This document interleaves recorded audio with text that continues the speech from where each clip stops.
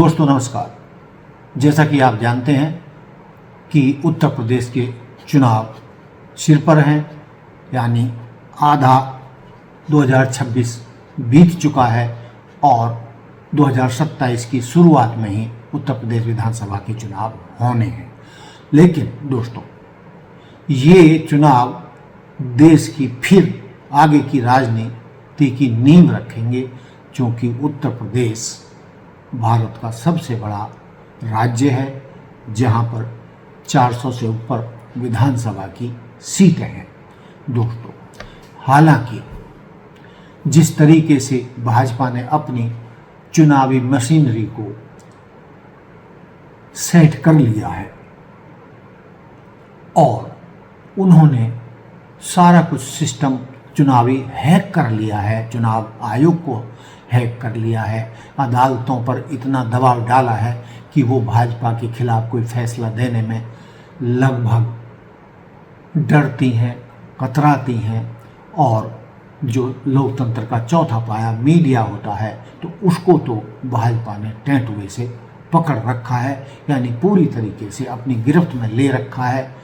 इसी वजह से भारत का जो मुख्य मीडिया है, मेन स्ट्रीम मीडिया है, उस पर भाजपा ने कब्जा कर लिया है और उस पर तभी गोदी मीडिया का इल्ज़ाम लगता है।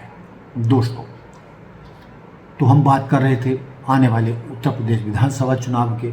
तो दोस्तों, जैसी कि खबरें निकल कर आ रही हैं, तो कहा यही जा रहा है कि बसपा ने ठाना है भाजपा को जिताना है। दोस्तों, मैं ये बहुत बड़ी गंभीर बात कह रहा हूँ कि बसपा ने ठाना है भाजपा को जिताना है। दोस्तों, ये कथनी और करनी में बड़ी अंतर है। बहन जी बात तो अम्बेडकरवाद की करती हैं और धर्मनिरपेक्ष राजनीति करती हैं, लेकिन दोस्तों, जो काशीराम जी के सिद्धांतों और बाबा साहब अम्बेडकर के सिद्धांतों के खिलाफ मनुवादी शक्तियां रही हैं, यानी भाजपा, आरएसएस। लेकिन दोस्तों, बहन मायावती पिछले कुछ चुनावों से लगातार प्रत्यक्ष या अप्रत्यक्ष रूप से भाजपा को जिताने का काम कर रही है। दोस्तों, अब जो छन छन कर खबरें आने लगी हैं, तो अभी से ये चर्चाएं हैं कि भाजपा नेतृत्व ने बहन मायावती का टारगेट जो है सेट कर दिया है। और वो टारगेट क्या है कि आपने इंडिया गठबंधन को असफल करने के लिए दलित, पिछड़े, मुस्लिम और ब्राह्मण मतदाताओं को ज़्यादा से ज़्यादा टिकट देने हैं, जिससे कि इंडिया गठबंधन जीत की ओर अग्रसर ना हो और बहन मायावती यानी बसपा जो है वोट काटकर विपक्ष को हराने का काम करे और जिसका सीधा लाभ भाजपा को मिले। दोस्तों, बेशक आप जानते हैं कि जब से ये नई सरकार यानी 2014 में लोकसभा के चुनाव हुए थे, तो उसमें बसपा को एक भी लोकसभा की सीट नहीं मिली थी। और दोस्तों, लेकिन उसके बाद जब 2019 के लोकसभा चुनाव हुए, तो आप सब जानते हैं कि एक बार फिर पुरानी दुश्मनी भूलकर सपा और बसपा एक मंच पर आए थे। और बेशक 1993 वाला तो वो रिजल्ट नहीं दे पाए, लेकिन बावजूद इसके जो बसपा 2014 के लोकसभा चुनाव में 0 पर आउट हो गई थी, 2019 के चुनावों में जब वो सपा के साथ गठबंधन करके चुनाव लड़ी, तो बसपा के 10 सांसद जीतने में कामयाब रहे और बसपा को 1,66,00,000 वोट भी मिले। दोस्तों, इसी तरह सपा को ये घाटे का सौदा रहा। सपा को 5 सीटें ही मिली। 5 सीट तो उसे 2014 के चुनाव में भी संभवतः मिली थी और 1.55 करोड़ उन्हें वोट भी मिले। यानी बसपा जो है उन चुनावों में सपा से वोट प्रतिशत में भी आगे रही और सांसद तो उठ के सपा से डबल हो गए थे। लेकिन दोस्तों, उन चुनावों के बाद जाने बहन मायावती को क्या हुआ, उन्होंने अखिलेश यादव पर अनर्गल आरोप लगाकर अपने आप को सपा बसपा गठबंधन से अलग कर लिया और उनका आरोप था कि सपा के वोट बसपा उम्मीदवारों को ट्रांसफ़र नहीं हुए। दोस्तों, यदि ऐसा था तो जब 2014 में आप अकेली लड़ी थी तो आप 0 पर आउट क्यों हुई? फिर दोस्तों, हम आगे बढ़ते हैं। जब सपा के साथ मिलकर वो चुनाव लड़ी तो उनके 10 सांसद जीते और जब 2024 में फिर वो अकेले लड़ी तो फिर 0 पर आउट हो गई। यानी जब मिलकर लड़े तो 10 सांसद जीते थे और अलग होकर लड़े तो 0 पर आउट हुई।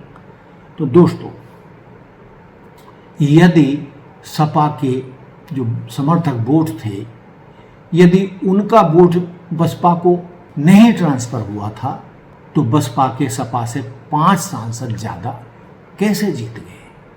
और यदि बहन मायावती को इतना ही फक्र था और उनकी बात में इतना ही दम था कि सपा के वोट ट्रांसफ़र नहीं हुए तो वो अपनी दुर्गति हर चुनाव में देख रही हैं। लेकिन दोस्तों, जो सबको पता है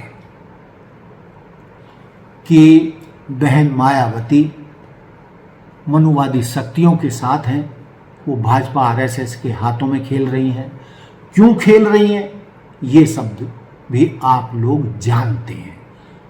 जिस तरीके से ट्रंप ने मोदी जी की नस दबाई हुई है, उसी तरीके से भाजपा नेतृत्व ने या मोदी शाह ने बहन मायावती की नस दबाई हुई है।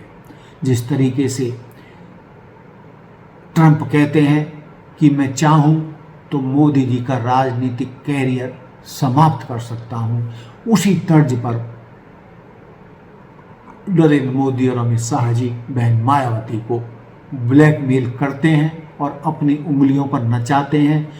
किसको कहाँ टिकट देना है, किस जाति के उम्मीदवार को या धर्म के उम्मीदवार को कितने टिकट देने हैं, ये बहन मायावती तय नहीं करती बल्कि मोदी शाह तय करते हैं। दोस्तों, ये कैसा अम्बेडकरवाद है जहां बहन मायावती मनुवादी शक्तियों को जिताने का काम कर रही हैं। दोस्तों, कई लोग ये जानते हैं, कहते हैं कि यदि बहन मायावती मोदी शाह की मदद ना करें, उनकी उंगलियों पर ना नाचें, उनके अनुसार चुनाव ना लड़ें, तो मोदी शाह उन पर जो मुकदमे चल रहे हैं उनके तहत उनको जेल भेज सकती हैं।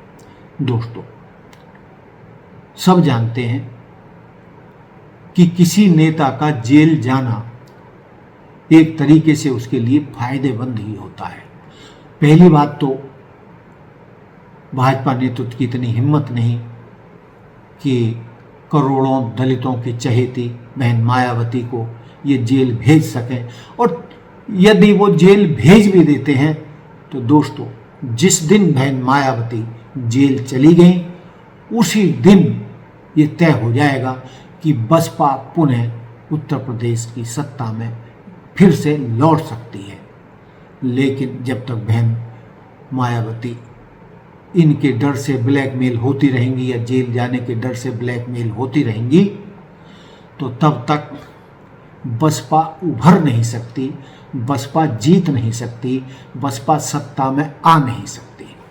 तो दोस्तों, मेरे बसपा के कई मित्रों को ये मेरी बातें बुरी लगती हैं, लेकिन दोस्तों, जो पार्टी 28-30% तक उत्तर प्रदेश में वोट प्रतिशत लेती रही है और 2019 के लोकसभा चुनावों में भी संभवतया बसपा ने 19% समथिंग या वोट लिए थे, यानी सपा से भी ज़्यादा लिए थे।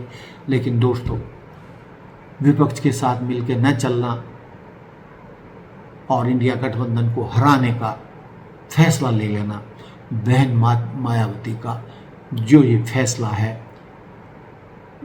लोकतंत्र और संविधान की नीतियों के खिलाफ है, बाबा साहब अम्बेडकर और मान्यवर काशीराम की नीतियों के खिलाफ है। जब तक वो अम्बेडकरवाद की तरफ नहीं लौटेंगी, काशीरामवाद की तरफ नहीं लौटेंगी और मोदी अमित शाह जी की उंगलियों पर नाचती रहेंगी, तो बसपा तो चुनाव जीतने वाली नहीं है।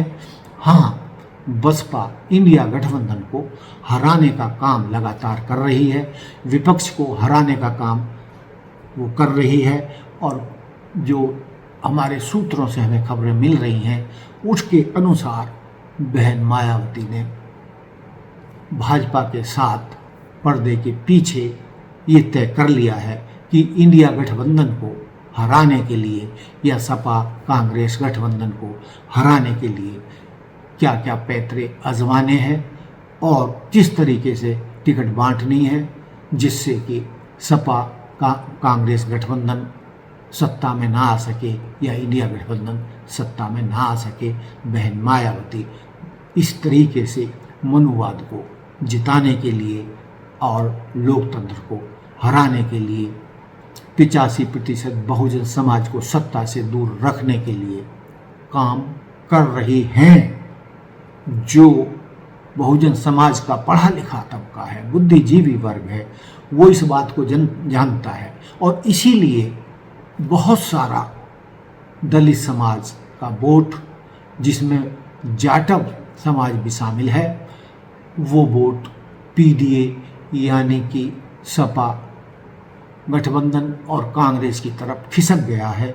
और उसी के हिसाब से आप देख सकते हैं कि बसपा का वोट बैंक तेजी से उत्तर प्रदेश में कितना गिर रहा है, जो 8-9% पर आकर रह गया है, जो 2019 के लोकसभा चुनावों में लगभग 20% था।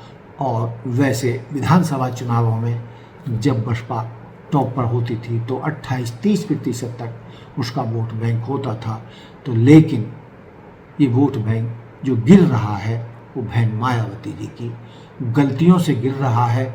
और यही वजह है कि जो बहुजन समाज काशीराम जी ने बसपा के साथ जोड़ा था और जिसके चलते बहन मायावती जी उत्तर प्रदेश की सीएम बनी थी, वो फार्मूला उन्होंने छोड़ दिया है। इसीलिए जो गैर जाटव दलित समाज की जातियां हैं और जो बहुजन समाज की पिछड़ी जातियां थीं और मुस्लिम नेता थे, वो लगभग 80-90% उन्हें छोड़कर जा चुके हैं। एक तरीके से बहन मायावती राजनीतिक बियाबान में अकेली रह गई हैं और अकेली जो रही हैं और जो सत्ता से इतनी दूर हैं और उनको इतनी कड़वी चुनावी हार झेलनी पड़ रही हैं। दोस्तों, इसमें और किसी का दोष नहीं है, बहन मायावती की मनुवाद को सपोर्ट करने की नीतियां हैं। तो आप मेरी बात से कितने सहमत हैं कितने नहीं, ये मैं नहीं जानता, लेकिन दोस्तों हकीकत तो यही है। धन्यवाद। जय हिंद, जय भारत।